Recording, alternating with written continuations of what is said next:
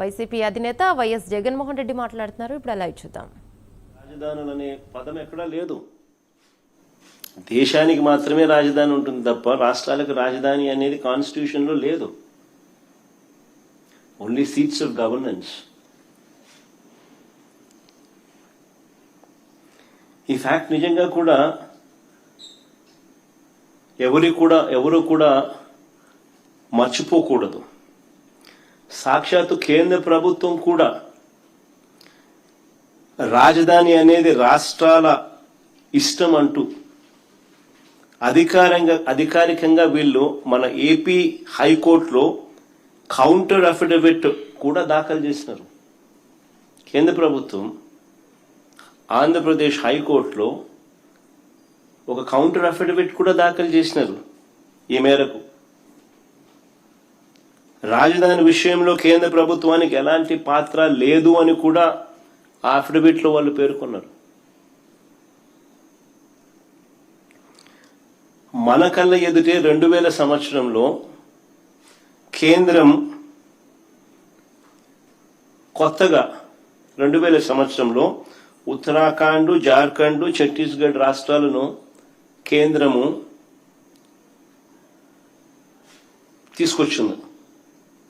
మన కళ్ళ ముందునే 2000 సంవత్సరంలో ఆ రాష్ట్రాలకు రాజధానులు ఎలా వచ్చాయి?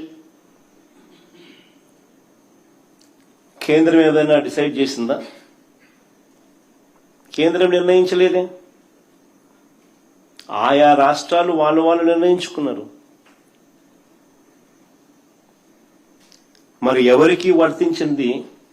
కేవలం మనకు మాత్రమే ఎందుకు వర్తిస్తా ఉంది? ఎలా వర్తిస్తా ఉంది?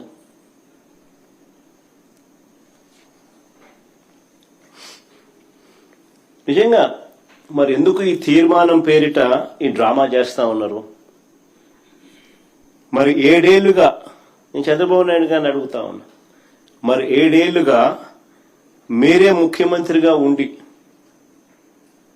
మొదటి టర్మ్ 5 సంవత్సరాలు, తర్వాత ఇప్పుడు 2 సంవత్సరాలు, మరి 7 ఏళ్ళు మీరే ముఖ్యమంత్రిగా ఉండి 1,00,000 ఎకరాల అమరావతిలో ఇంతవరకు కట్టింది ఎంత? 1,00,000 ఎకరాల అమరావతిలో ఈయన 7 ఏళ్ళు ముఖ్యమంత్రిగా ఉంటూ అమరావతి అనేది తన పెట్ ప్రాజెక్ట్ అంటూ తాను నినాదమిస్తూ తాను ఇంతవరకు కట్టింది ఎంత? నిజంగా సెల్ఫ్ ఫైనాన్స్ ప్రాజెక్ట్ అయిందా ఇది? నిజంగా అమరావతి అని సెల్ఫ్ ఫైనాన్సా? ఈయన డబ్బా కొట్టినట్టుగా ఏ దేశం పోతే ఆ దేశం బొమ్మలు ఈయన చూపిస్తాడు. ఏ దేశం ఈయన పోయినా ఆ దేశం బొమ్మలు చూపిస్తాడు.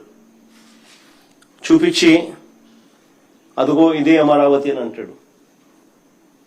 మరి ఎంతవరకు వచ్చిందని అడుగుతా ఉన్నా. ఆ దేశాలు ఇక్కడ ఏమైనా కనపడుతున్నాయా? కనీసం భూములు ఇచ్చిన రైతులకు చెప్పిన హామీలైనా నెరవేర్చాడా ఈ పెద్ద మనిషి? మొదట తీసుకున్న 50,000 ఎకరాల్లో,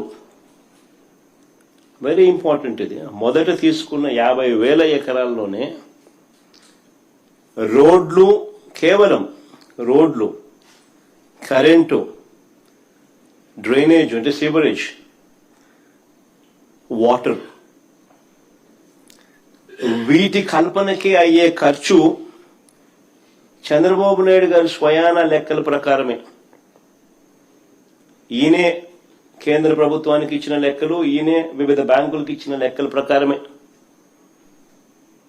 ఎకరాకు 2 కోట్లు అవుతుంది అని చెప్పాడు.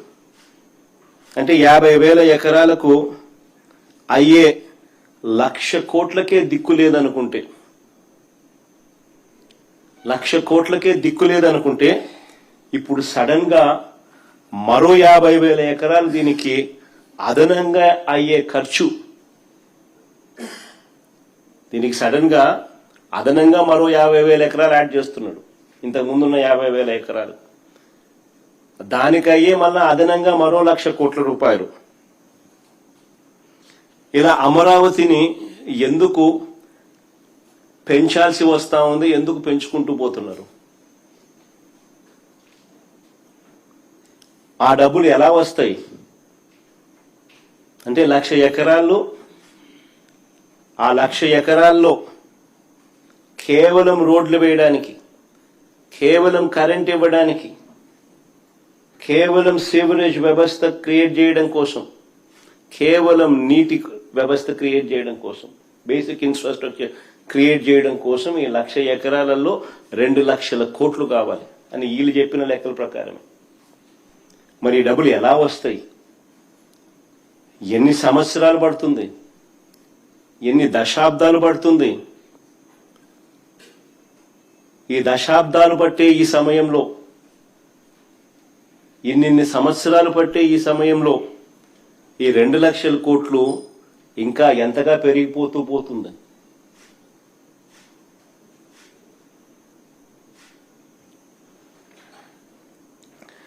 రెండు 2019కు ముందు ఈయనే స్వయంగా చేసిన మాస్టర్ ప్లాన్. 2019కు ముందు 50,000 ఎకరాలకు సంబంధించి బ్రహ్మ